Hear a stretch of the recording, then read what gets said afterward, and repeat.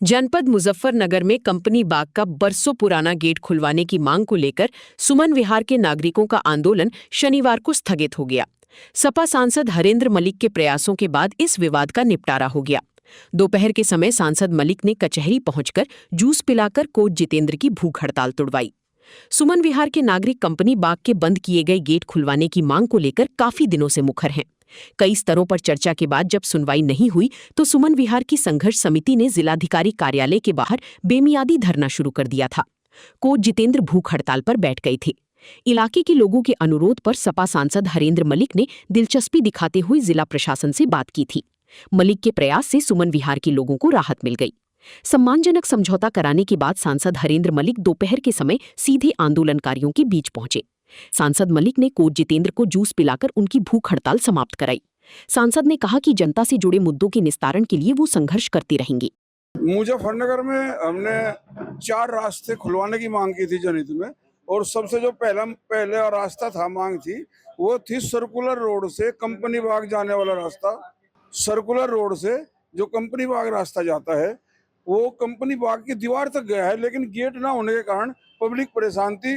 घूमने के लिए कंपनी बाग में कैसे जाएं? अब वो समझौते के तहत तय हुआ है कि गेट खुलेगा वहाँ। ये 2012-13 में बंद कर दिया गया था।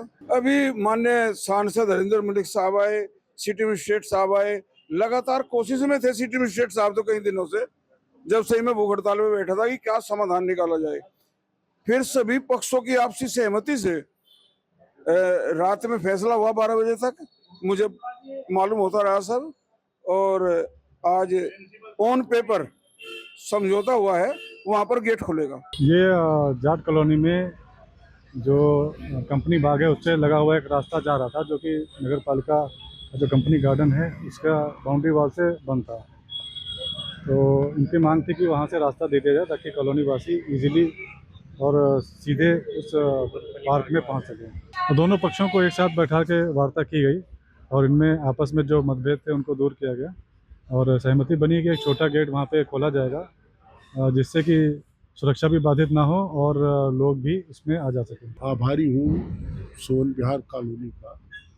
कुछ लोगों के घृणित प्रयास से लोगों में मनमुटाव पैदा हुआ और वहीं के स्थानीय लोगों के आपसी सूझबूझ से विवाद समाप्त हो गया। और जहाँ जो हमारे रिटायर्ड लोग हैं और नौजवान भी हैं, बड़ी भूमिका रही सेवानिवृत्त लोगों की। दरोगा जी थे सोटेवाड़े, डॉक्टर नरेश मलिक थे और लोग थे, और नौजवानों में डब्बू था, चिंटू था, प्रमोद था, पिंटू था, सार्थक था, सब लोग थे। और वहाँ जो स्थानीय सभासद है शिवम, उसका भी प्रयास था बेचारे का कि तनाव ना रहे, विवाद खत्म हो। तो ऐसे में आज उन्होंने कल ये रात सब बैठे, रात 11:30 बजे मेरे पास आए थे और सहमति बन गई थी। आज विवाद समाप्त होगा। इसमें एक बात जरूर है कि प्रशासन ने भी बड़ा दबाव झेला